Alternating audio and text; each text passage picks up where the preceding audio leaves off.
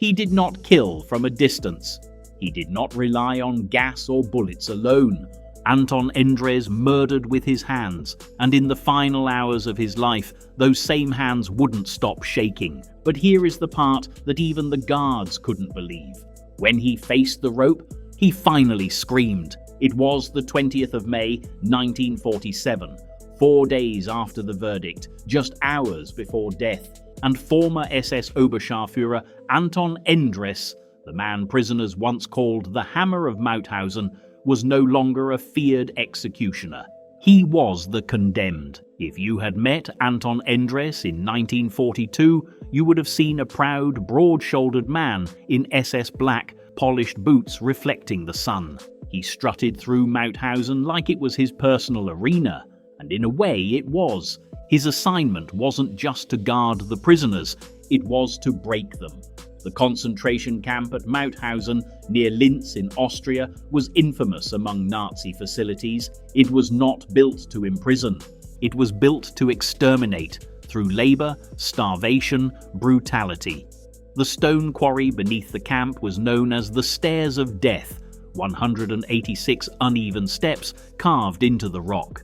Every day, in rain, cold, or blistering heat, prisoners were forced to carry stones weighing up to 100 pounds on their backs.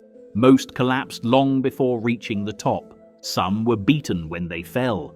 Others were shot. Some were simply pushed all the way back down, bodies smashing into the next wave of human suffering below. Anton Endres didn't just enforce this system, he perfected it.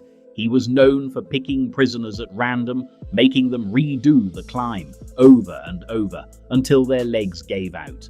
Then he would grab them by the collar and whisper, "You don't die fast here, you die tired." Endres also took part in what the survivors called parachute games, a sadistic ritual where SS guards forced prisoners to jump from the top of the quarry wall. The ones who didn't jump were pushed. Endres pushed a lot of them. There was no limit to his cruelty.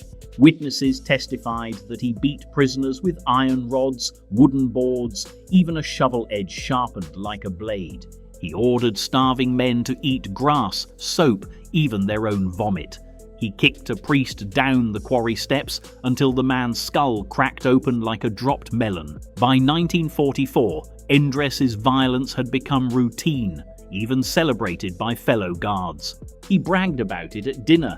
He once said, "I don't need gas. My hands are enough." But time and terror have a way of circling back. By 1945, Germany was losing. The Allied forces were closing in from every direction. The Red Army took Vienna. American troops reached Linz. Mauthausen, once a fortress of Nazi power, was nearly surrounded. On the 3rd of May, 1945, Endres abandoned his uniform and fled into the countryside, disguised as a farm worker. He even shaved his signature moustache, a thick, square strip prisoners remembered as the black stamp of death. He thought he could disappear, blend into the chaos. But the dead do not forget their killers, and neither do the living. It was a group of Mauthausen survivors who first recognized him as he walked past a food distribution center in Linz. One of them shouted, "That's him! That's Endres! He killed my brother." American soldiers arrested him on the spot. He didn't resist, not physically, but the fear in his eyes was unmistakable. He knew it was over. The trial took place in Dachau in early 1947, part of the series of military tribunals aimed at SS camp personnel. More than 50 witnesses spoke against him, from Germany, Poland, Austria, France. One man broke down crying as he described how Endres beat his son to death because the boy couldn't carry a stone up the stairs. Another told the court, "He did not shoot to kill, he beat to kill. He wanted to feel life leave the body." The judges asked Endres if he had anything to say. His reply was cold, short. "I was following orders." That line, the one every Nazi used, did not work this time. The records, the witnesses, the scars left on living human flesh, it was all too much to ignore.